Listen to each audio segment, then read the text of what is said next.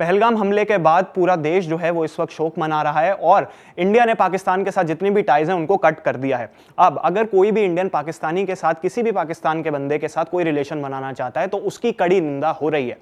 ऐसे में ही नीरज चोपड़ा को काफी ज्यादा हेट मिल रही है सोशल मीडिया पर, और उसकी वजह यह है कि नीरज चोपड़ा ने पहलगाम अटैक से पहले की बात है ये, उन्होंने इनवाइट किया था पाकिस्तान के अरशद नदीम को। नीरज चोपड़ा जो कि ओलंपिक गोल्ड मेडलिस्ट हैं जैवलिन थ्रो में भारत की तरफ से, उन्होंने इनवाइट किया था अरशद नदीम को, और अरशद नदीम गोल्ड जीते हैं पाकिस्तान की तरफ से।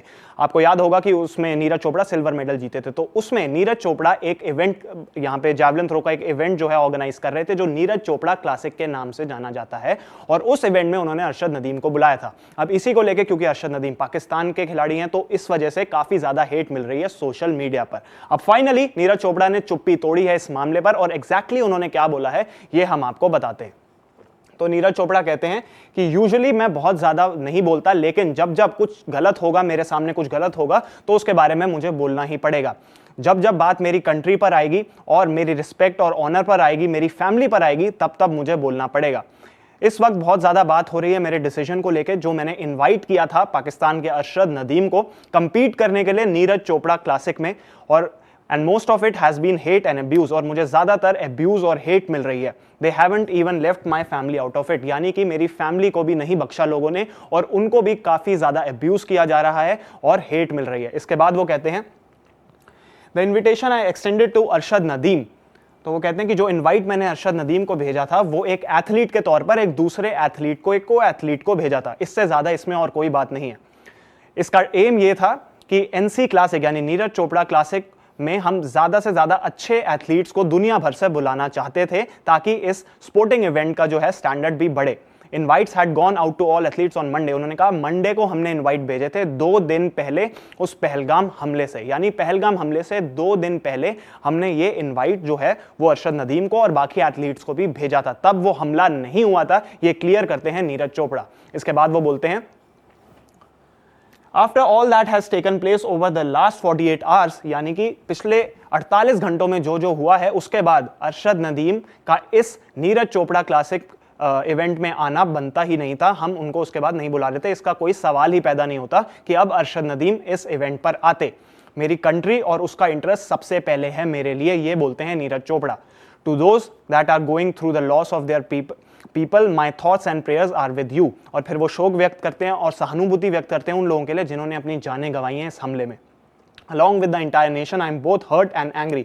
उन्होंने कहा मैं भी बहुत ज़्यादा नाराज़ हूँ, बहुत ज़्यादा गुस्से में हूँ इस हमले को लेकर, और हमारी कंट्री का जो रिस्पॉन्स होगा वो आपको जल्द देखने को मिलेगा। जो हमारी ताकत है एज अ नेशन वो भी आपको देखने को मिलेगी, और ज़रूर जल्द से जल्द जस्टिस होगी, ये भी बोलते हैं नीरज चोपड़ा।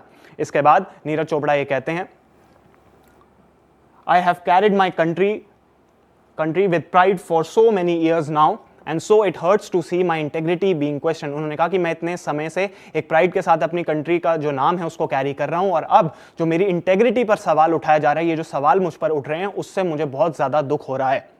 अब मुझे जो लोगों को एक्सप्लेन करना पड़ रहा है उससे भी मुझे बहुत ज़्यादा दुख हो रहा है। वो कहते हैं there are so many false narratives that certain section of the media have created, बहुत सारी झूठी अफवाहें, बहुत सारे झूठे नरेटिव्स जो हैं वो क्रिएट किए जा रहे हैं, और वो इसलिए हो रहा है क्योंकि मैं कुछ नहीं बोल रहा, मैं कुछ शांत हूं, और इसी वजह से अब मैं और चुप नहीं रह सकता।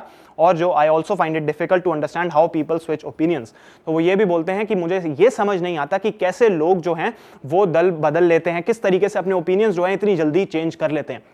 उसके बाद वो बोलते हैं कि किस तरीके से उनकी मदर पर जो है वो अटैक किया जा रहा है सोशल मीडिया पर, उसके बारे में भी वो बताते हैं। तो वो आगे बोलते हैं कि when my mother in her simplicity had made an innocent comment a year ago, there was an outpouring of praise for her views. Today the same people haven't held back from targeting her for that very same statement. I meanwhile will work even harder to ensure that the world remember India and looks at it with envy and respect of all right reasons. तो वो ये कहते हैं कि पिछले साल जब Arshad Nadeem gold जीते थे, तब नीरज चोपड़ा की मदर ने एक स्टेटमेंट दी थी कि अरशद नदीम भी उनके बेटे जैसे हैं, और इसके बाद लोग जो हैं वो उनकी काफ़ी तारीफ कर रहे थे कि देखिए कोई भेदभाव नहीं कर रहे हैं, दोनों देशों में जो रिश्ते हैं वो बन रहे हैं, और इसको लेके काफ़ी ज़्यादा बात कर रहे थे लोग।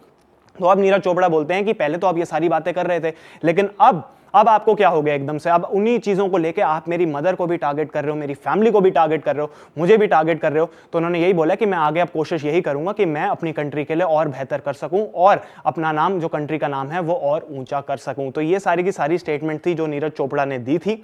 नीरज चोपड़ा ने क्लियर कर दिया है कि मैं अरशद नदीम को तब मैंने इनवाइट किया था जब ये पहलगाम अटैक नहीं हुआ था, उसके बाद तो अब उनके आने का मतलब ही नहीं बनता। इसके अलावा वो ये भी बोलते हैं कि जो मेरी फैमिली को, मेरी मदर को आप टारगेट कर रहे हैं वो बहुत ही गलत बात है, ऐसा नहीं होना चाहिए, और इसके बारे में भी उन्होंने चुप्पी तोड़ी है। तो ये सारी की सारी अपडेट थी नीरज चोपड़ा को किस तरीके से टारगेट किया जा रहा है, उन्होंने एक्जैक्टली क्या बोला है हमने आपको बताया। अगर आपको ये वीडियो इन्फॉर्मेशन पसंद आई हो तो इस वीडियो को लाइक करें, शेयर करें और स्पोर्ट्स तक को सब्सक्राइब जरूर करें।